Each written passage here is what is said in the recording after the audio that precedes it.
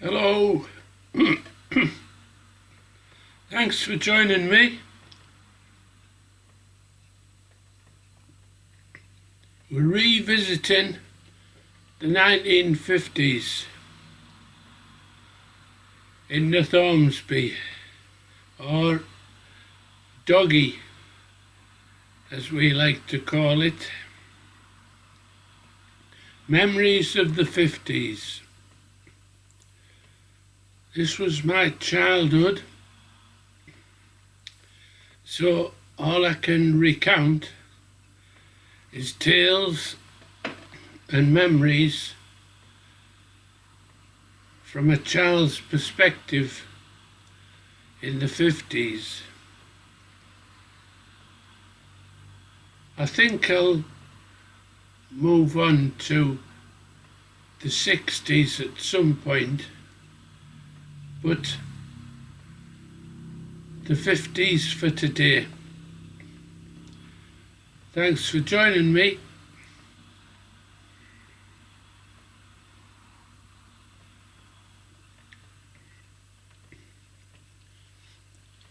"24 Bargate Street was our family home, just off the marketplace. Northamptonshire had a famous two-sided marketplace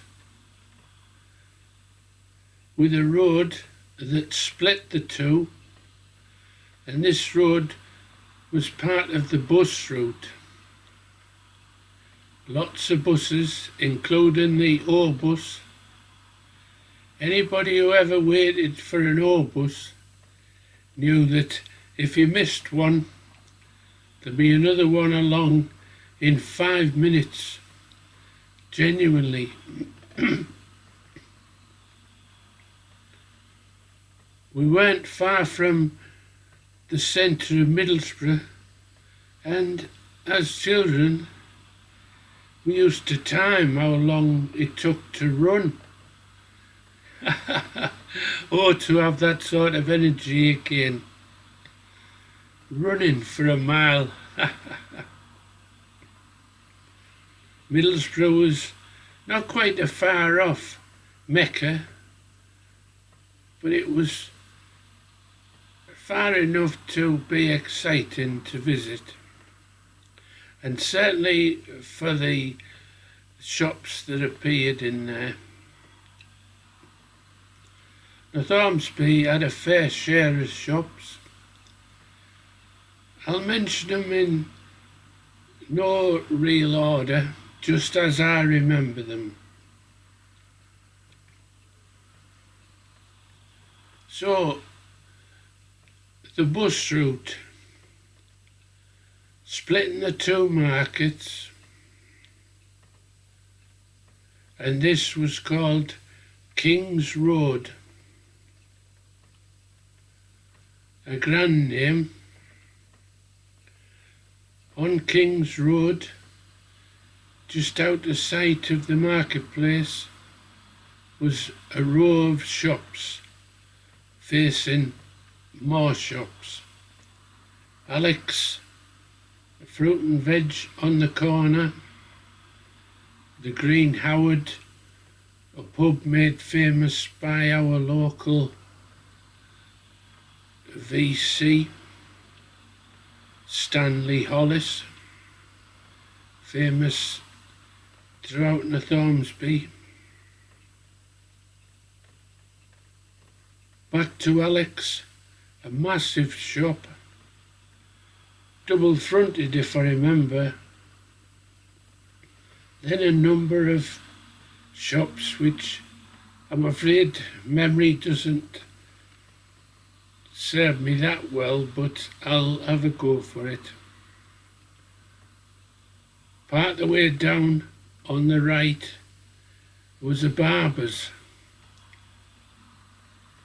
I only remember that because my dad used to take us there and talk to one of the chaps that either owned it or worked there. He was called Don Crockett, and he tried to make it on the stage as a comedian. And he used to try his jokes out on us. Oh dear. So, coming back to the left-hand side of the road, there was a number of shops, but one that stands out was Dorrell's, an electrical shop. And I dare say he made a killing when people started buying electric light bulbs for the new fitted electricity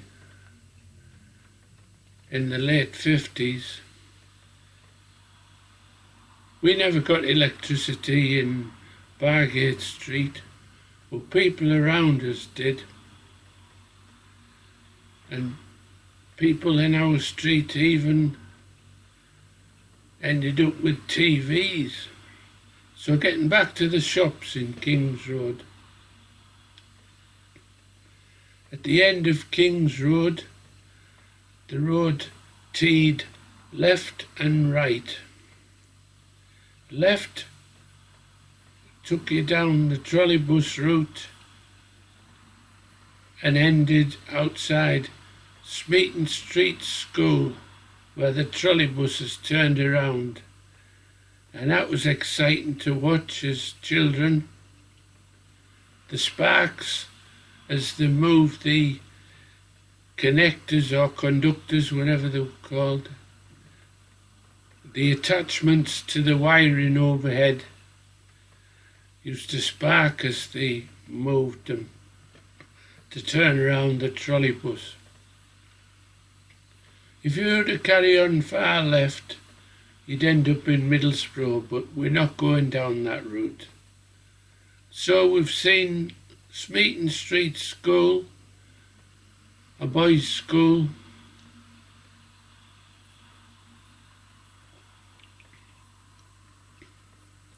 I went to it up to 11 years of age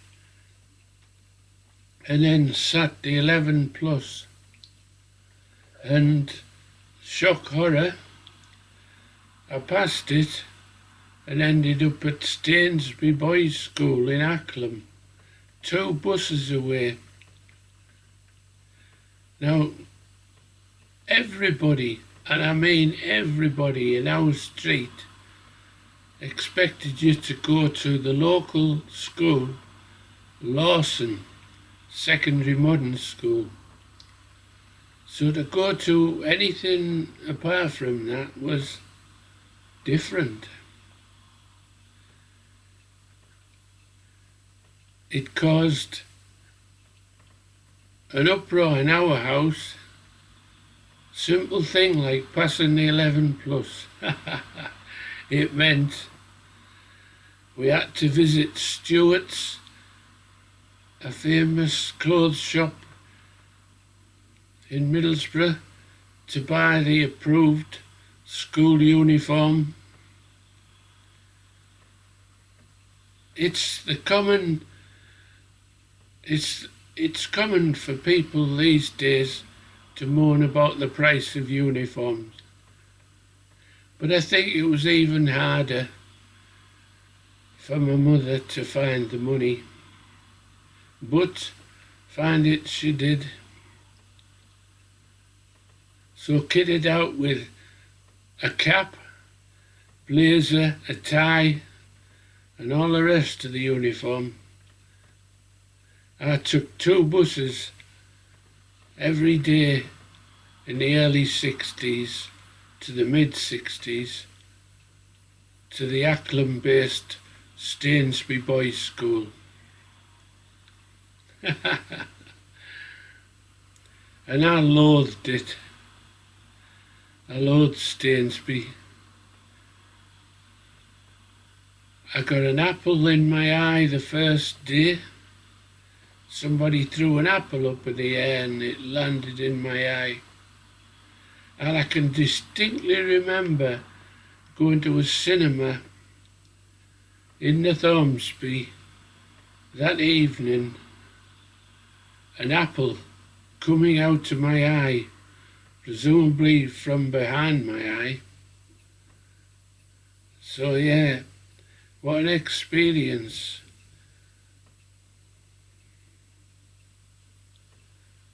I didn't fit in well at Stainsby.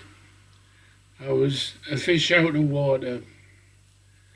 No pals, very few friends, although I did make a friend that was loyal and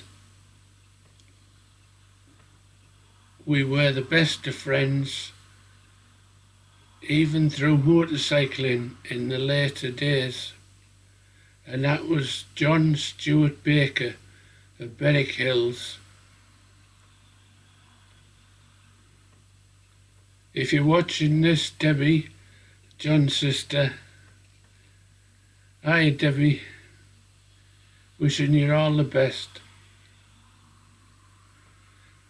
Getting back to shops in King's Road. There was an ironmonger's on the marketplace, and again these shops used to make a killing, so I guess people were always doing odd jobs. Just next to it was Bindoff's the Barbers. Keith Bindoff became a firm friend, and we'd knock about together in North Ormsby all the way through the 50s and most of the 60s. Next to Bindoff's the Barbers, there was Cope's, again an electrical supplier. Two daughters, Linda and Pamela. Nice young people. I believe the brother still frequents I lived in Doggy board, so I can't remember you, but all the best, mate. Bit further along from Cope's, there was an off-licence, and it was massive, and he had a Citroen outside that used to have air suspension that lifted and lowered.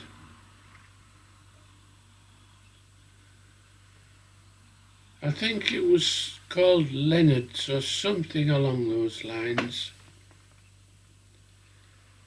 Turning the corner, we have the church on the marketplace, a focal point even for people like myself who weren't really religious. My family occasionally went to church, but nothing special. New Year's Eve was the highlight of the year for church going. We'd all go out on the marketplace, all the men that was, and we'd all have parcels. If we were the lucky bird was going to let the new year in to each house, which was the women and children, smaller children, would be in the house, and the men and the slightly younger children would be on the marketplace waiting for midnight.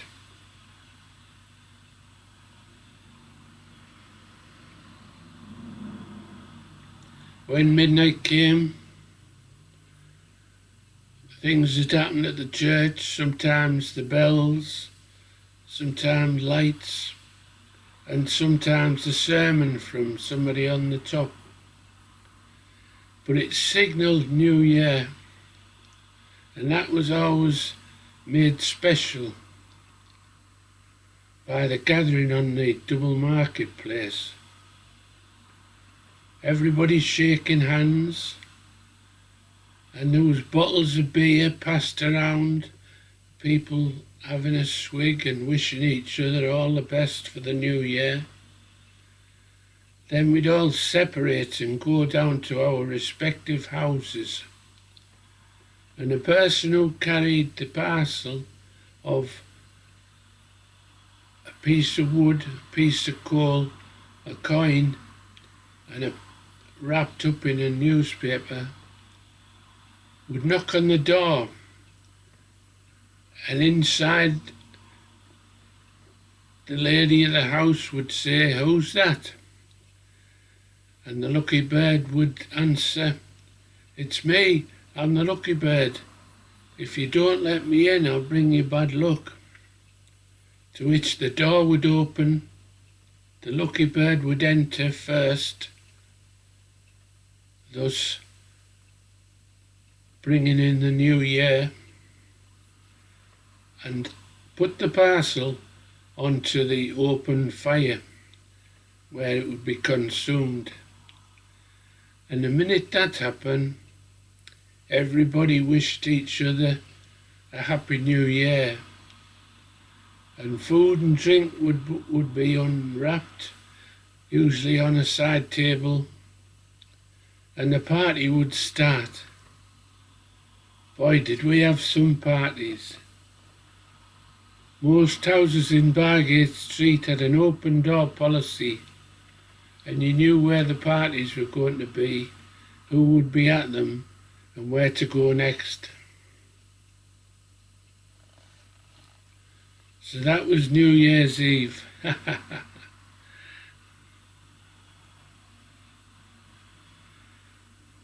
Yes, our house, we'd roll back the carpet, put talcum powder down on the lino, and dance the night away.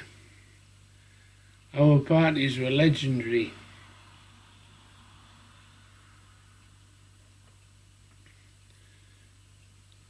Fellow people in Bargate Street, Mr. and Mrs. Cook across the road, or Lizzie Cook as she was known. Big people, light on the feet, great dancers and great party goers and givers, and people all around us, friends, relatives, neighbours. Certainly good times in the Thormsby. Back to the shops on King's Road. A parade of shops with every type you could imagine. There was caterers, I think it was called Bombs, and they would cater for you if you had a do.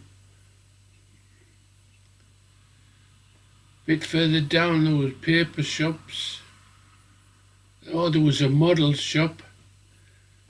My dad was an avid model builder, and so many of his models would come from the model shop and then be displayed as complete models in the model shop window. I think the model shop would sponsor my dad. I don't think there was a big deal in it, but lots of his aircraft appeared in the window.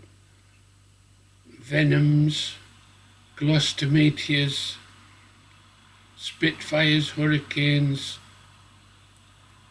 Messerschmitts, as well as things like Lancaster bombers, Mosquitoes, with Jet-X engines or prop engines. So that was the model shop. A bit further down, Stubbs the chemist. Not of great interest to me as a child, but I can remember every winter my mother going to the chemist and getting this mixture that she would dilute and feed to us before school to keep us warm. The name might come to me, but suffice to say it was strong unless you weakened it considerably.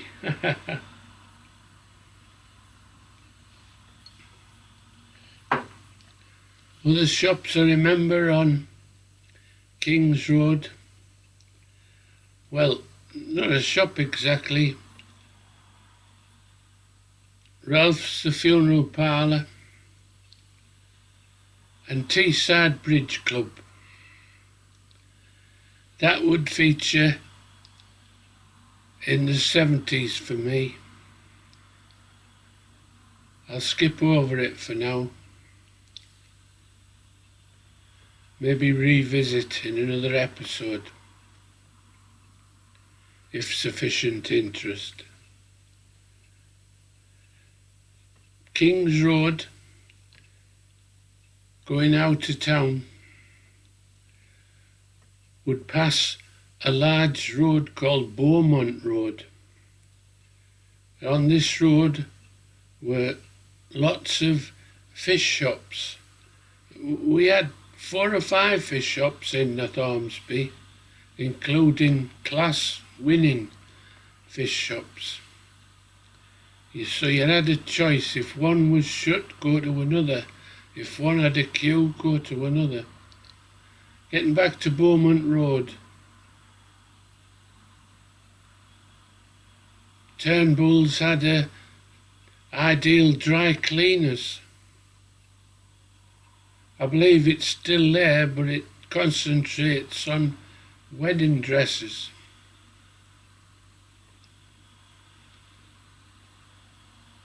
There were lots of other little shops, and if you carried on down Beaumont Road, you would end up on a garage complex with garages where you could rent yourself. And I think it was called Lawson Street. And in the 60s, my father would rent 1 or 2 garages, and that's where we would build and store motorcycles. But enough of that for another episode. My dad and his bikes. Eddie Pollard, anybody that knew him knew he loved a motorbike. He certainly could build a classic bike. Back up Beaumont Road, back to King's Road.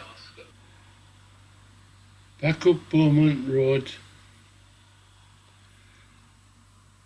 turn left, back onto King's Road, and we had the doctors.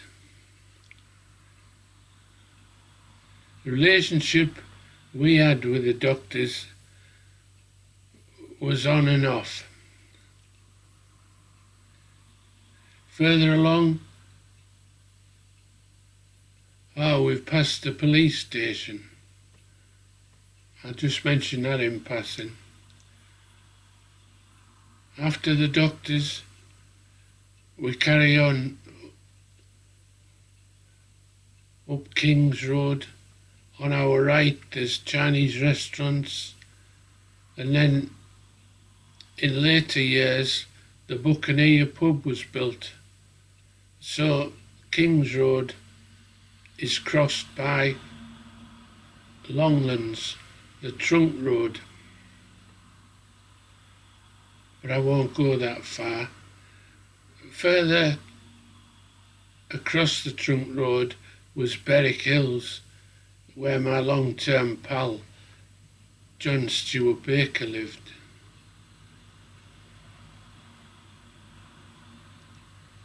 Coming back to North Ormsby, part of the way down King's Road, it would veer off to the left and Middlesbrough. And there was some very large houses on the left, and as school pals, lots of us would play in these gardens.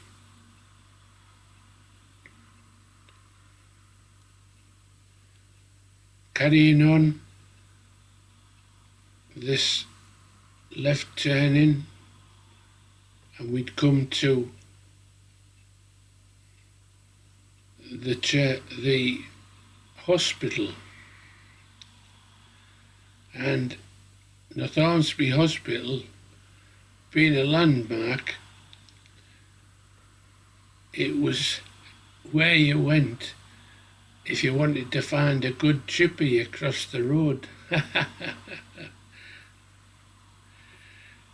Fish and chip shops. The one was called the hospital. There was the Silver Grid, there was Leonard's, and there was countless others, but I can't remember. And I dare say, if you're watching this of the similar age, you'll enjoy remembering.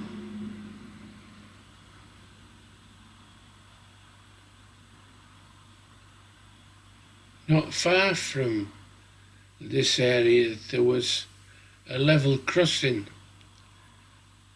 and a pawn shop, and that drew us as children to stop and stare into this pawn shop,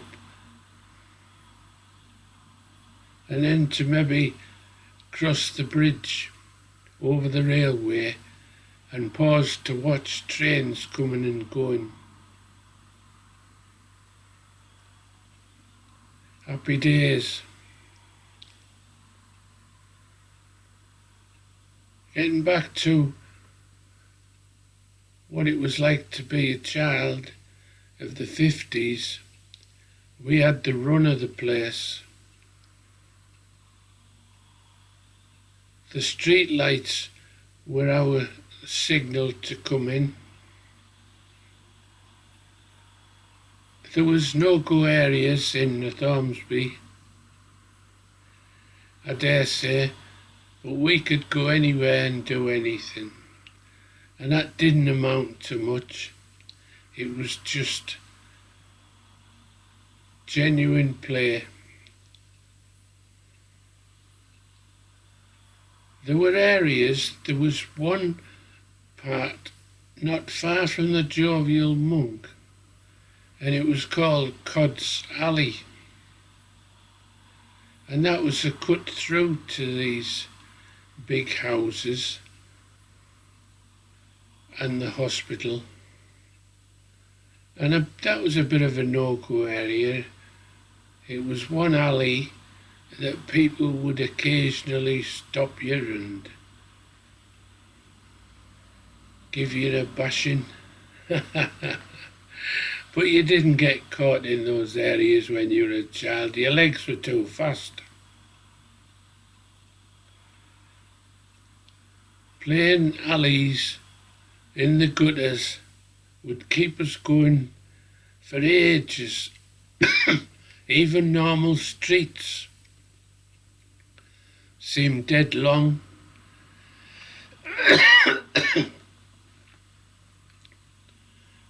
Then somebody would get a can out and put some lolly sticks across it and invent a game.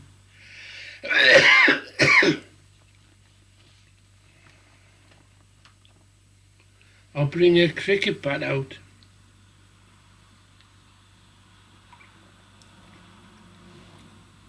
And invent a game of cricket that it can be played safely in a street with loads of houses and windows. The mind boggles. Similar streets had back streets, and these were a common place for children to play as well. I'm going to leave this video on a note that might jog a few memories. When we played large-scale cricket games in the back streets. If you were to hit a ball and it went in somebody's backyard, you could climb over the back gate and get the ball back and still be in, or you could call 6 and out. So, innocent times. Thanks for joining me. Join me again soon.